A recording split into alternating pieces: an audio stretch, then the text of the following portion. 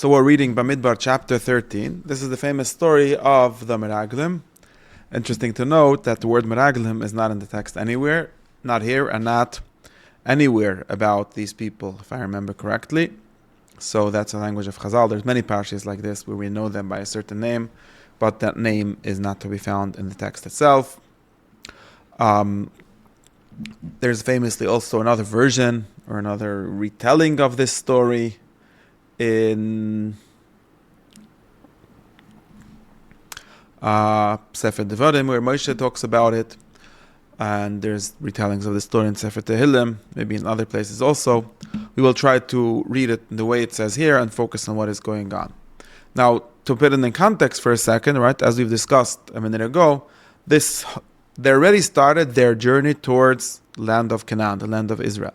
That started in Parshas Baloischa in chapter 2 or 3 chapters ago, where Moshe told yesterday is going, and they started to travel with the whole story. We had a whole long story of the Machnes, of the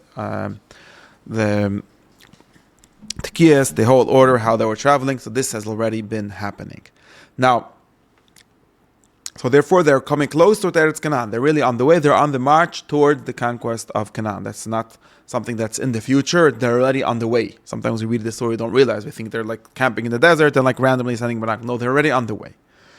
And as we've discussed, all of these questions, all of these problems, nisyonis that are talked about in the Midbar, are all challenges and debates, we can say in some sense, about the leadership, about the way in which they're being led. So we will have to read it with that in mind. It's very clearly a debate in that, although like we'll see how Moshe frames it, how Hashem frames it, the questions that the Meraglim raise. But that's the story. Now, the first thing we noticed in this telling of the story is that it's framed in the style that we call the style of Vayikra Bamidbar, the style of Torah's Kehanim, which is always a mitzvah, a command, and the carrying out of that command. So we have here a mitzvah, we have Hashem tells to Moshe, send people, they will do, this is the verb, not the word meraglim, the word v'yasuru, like, it means something like to, it sounds in English the same as to tour, but it means something like to check out, to, something like to spy, but sort of like to check out, to find out the situation, to find out the ways of Eretz Canaan, which he is giving, and it will be one person for each shevet, and these persons are the Nasi, so we've already known who they were, although here we'll see that these are not the same Nasim that we've heard of before, so either they change their names, or it's different ones, something unclear about this, because we've already had earlier the list of the Nasim for the countings, and for the Degel, for the Golem, for the Machnes. And therefore that's the command. And then Moshe does it. He sends them from Midbar Puran, which is where they camped here, right? From Chatzeres to Midbar Puran. According to the command of Hashem. And they are all Rosh Bnei Yisrael. These are the leaders. So maybe these are the more military leaders. The previous ones are somewhat less military leaders. So these are the ones suited to take care of the spying project. That's what they're doing. And now we have the list of their names. Interesting. So like we said, they're not the same names as before. There's the list of their names, and this maybe is also connected with the concept of genealogical list. It's important to have the names of them. Of course, some of them will be important later. Some of them we'll never hear of again. But there's a list of names. We have for Reuven, for Shimon, for Yehuda, for Yisachar, for Ephraim, for Medumin, for Zevulun, for Yosef, for Menashe. We already had Ephraim, interestingly, not on the same list. For Dan, for Asher, and Naphtali for God, each one the name of the person who was sent. The two ones that are important to notice is, as we noticed from Yehuda, there was someone Kulev ben Yefunah, from Ephraim, someone Hesheb ben Nun. And we have an interesting note where Moshe called Hesheb ben Nun Yeshua. Now this Yeshua we've heard of before already. It's not the first time we've heard about him. And here apparently, if he was called Yeshua, he wasn't called Yeshua now. He was probably called Yeshua much earlier, because we had heard him being called Yeshua in Parshas B'Shalach, in Parshas B'Haloischa. We've heard of this Yeshua several times already before. In Parshas Kisisa, Yeshua was mentioned, and probably this means to say Moshe called him Yeshua. Probably the simple reading is when he became his Meshuras, his closest person, his lieutenant, or whatever you want to call him. That's maybe when he gave him the name Yeshua, so which is a lengthening of Hashah, or adding God's name to it. It becomes a theophoric name. He changes his name. So that's probably what's going on, and it's saying what this pasuk is saying is connecting this Yeshua ben Nun mentioned here is the same you will know other places as Yeshua ben Nun. That's probably why this note is here. Those are the names. So now, we had earlier a command of Hashem to Moshe to send them. Now we're going to have also the command that Moshe, or maybe more precisely, the instructions that Moshe gives them for their spying. So Moshe sends them and he gives them with instructions. He says, go up here in the south, in the Negev. You will go up to the mountain. The mountain is the next area where Hebron is, as we'll see. The mountainous area, the Judean hills, we can call them. And you will check out the land. You will see what is the land. And the land and the people. So two things. It's repeated twice. The Oretz, I don't know why. I mean, we could give interpretations of this, but maybe the first one is just a very general question, and then he gives more detailed questions. But really, he's asking for information about two things: about the land and about the people. So what's about the land? What's about the people? Are the people sitting in it? Are the people living there? Are they strong? Are they many? Is the land good? Are the cities built in them? Are they strong cities? Are they cities with walls? Are they open cities, open camps? What kind of city are they?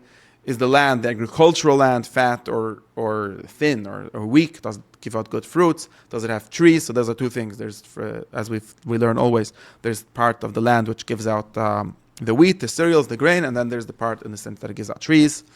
And he says, you will bring me back some of the fruits of the land. So we'll try it out. It's like to check it out what it is. And there's a note from the narrator saying this was the time that the grapes were getting ready. So that's probably what they will bring back, as we'll see in a second. So this is just preempting that, saying this is why they brought back only grapes, because that was the time of the grape harvest, or however you call it, when you cut down grapes. So that's Moshe's command, Moshe's instruction to them. And now we have in the same structure, they're doing it. They go, they do that, and we add a little more information from Midbar Tzin ad Rechoiv Levei Hamas, and this seems to be all the way from south, all the way up north. As we'll see later in the Gvilas Oretz, Levei Hamas is all the way north. So that's probably the general parameters of their quest. But more detailed, first they go up to the south. They go to Hebron, which is the heart. And in Hebron, they see these three people, Achiman, Sheshev, and Talmai, who are children of Anak, who are giants. And it also gives an interesting note about Hebron. Hebron was built 7 years before the city of Mitzrayim Tzoyan. This seems to be a note about ancient cities, about the ancientness, the oldness of the city. It seems to have been important in those days. To see a city is old, it's what's more important. It's saying that Hebron is an important ancient city, and maybe that's why there's still these giants there. Giants are said to be from some primordial ancient time. So that's the story of Hebron. And of course, they're coming from Mitzrayim, so they know Tzoyan, great city in Mitzrayim. They know Hebron is also a great city. So this seems to be like a report of how great the city is. Of course, it's not a report, it's the narrator telling this, but... And then there's another report. They come to a place called Nachal Eshkol. We'll see in a minute. This is probably a place known to the people, or at least people reading the Torah much later know a place called Nachal Eshkol. But you should know that this name was given them. So they come to Nachal Eshkol. From there they cut a branch of grapes, a branch and a bunch of grapes, and they carry it on a stick. Two of them. They take also some of the pomegranates, some of the figs. Apparently this is the summertime, so they grow in the same time more or less. And that's why it's called Nachal Eshkol, because the people, the Yidden, the Bnei Yisrael, Korah Eshkol Anovim from that place. And that's what Moshe said. So in other words, we see them doing exactly what Moshe said. They check out the land in general. We see them that maybe Midbar Tzin ad Rechoiv Levei Hamas. We check out the cities, Hebron, and the people living in the cities, that they're great people, they're Anak, so they're strong. And they bring the Priorat, so it's in the same order as Moshe told them. We have the report of them doing what Moshe said. Now we have them coming back. That's where the story gets interesting, right? They come back all the way after 40 days. The same language of the Mabul. The end of 40 days, they come back. And they come back to Moshe, to Aharon, to the entire community, to the same place where they left from Midbar. Now we learned that it's also called Kodesh. And they answer them, they give them their response, they show them the Priorat, and this is their response, the words that they say. So they've showed them, they tell them, we've came to the land. Regarding your question, if it's a fruitful land, agriculture, the answer is yes. It's Zavas Chalav Dvash. This is, of course, the famous language that Torah always uses for Yisrael. It spills, it pours milk and honey. And they show them that period, and this is the fruit that we bring as an example. We bring you an example of the sample of the fruit. But regarding the other two questions about the people and the cities, the answer is that the situation is bad. In other words, it's good, but it's bad. The people are strong, as a am, they're strong, they're courageous maybe, even strong people who live in it. Their cities are very greatly reinforced. But Sudas Gedolis Mad means they're walled cities, they're reinforced, they have many reinforcements. And not only that, we have Ilidei Anak we saw there, which are even more strong over than regular people. They're giants, they're hard to deal with, as Moshe himself said. And this seems to have to do with the ancientness of the city, as I said. And they describe exactly where each powerful enemy lives. Amalek in the Negev, Chiti Yevusi Amori in the Har, which is where they went, and the Knani is on the Al Ayam Val Yad Yarden, so in the coastal plain or in the Yarden plain. These are 4 geographical areas of the Eretz Yisrael. So that's what the Meraglim answered. As far as we can tell, this is a correct answer. We said before that that's what they said. Now, the Pasuk describes it as a debate. We could read it, if we simply read it, until now they didn't say anything bad. There was nothing evil or wrong with what they said. But obviously, they're describing this as a very hard place to conquer. There's very hard. Wherever you go, there's these powerful enemies. Now, Kalev, which we've not mentioned before, makes the people silent. El Moshe, so he tells them, Sham Moshe will speak, or he's making them silent or focus on Moshe. It's not clear what Moshe is doing here. And he says, we will go up, we will inherit them, we'll conquer them. Because we could, we're powerful enough. That's true, they're strong, but we're stronger too. We have Moshe. But the other people said that their impression is that they will not be able to go. He's stronger than us. So it seems like up until now, it seems like this is a reasonable debate. We've got a report of what's going on, but their debate is what the results of the report are. Of course, this entire debate is not something that they were asked to give, right? Moshe asked them to give a report of who is there, what's going on. He never gave them to give their impression or their estimate of who will win the war. That's a different discussion. But obviously, this is what the discussion leads to, and we get into a debate if we can win the war with them or not. And now, the Pasuk adds something else. They gave out, they expressed the bad words about the land which they went to tour, which they went to check out to the people. And this is where they bring out some conclusions they give out some rhetoric, right? We could say they narrate the story in such a way which is worse than what they saw in some sense. Because they say like this, firstly they deny somewhat the goodness of the land. They said that the land that we went is Eretz Echeles Yishveo. It eats the people that live there. In other words, it's a hard land. That's what it means. Some lands, they're fertile, that's easy to live in them, they're defensible. This is a land that's not defensible, it's not fertile, it kills the people living there. The people we saw there are Anshemidis, men of great measure. In other words, they're great, there's something to talk about, there's something to measure. And we saw also the Nephilim, which is another name for Bnei Anak.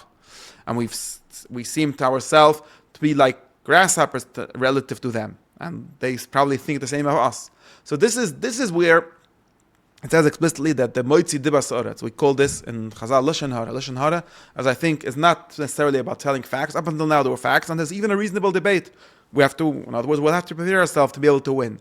But now, once they got discouraged, they said we can't win, they start framing everything in a bad way. It's a place that kills its people.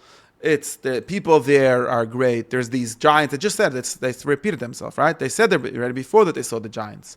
But now they're saying, wait, and that made us feel so small, and they probably know that.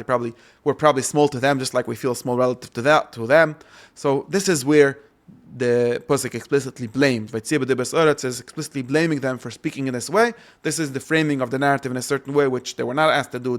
Were not asked to give their opinion at all, but they were definitely not asked to narrate the same thing. Like the same thing, if you think about it, the same thing you could have said in a nice way. You could have said, well, this is a hard country to live in, and therefore, if we'll go there, we'll become strong, we'll become courageous, we'll become powerful. No, they frame everything in a bad way. So that's the story, and the next chapter is in the middle of the story, but we'll stop here as the chapter stopped, and the next chapter finishes the response, what happened, the response of the people to this, the response of Moshe and Yeshua to this, the response of Hashem to this. There's different responses and different results of this.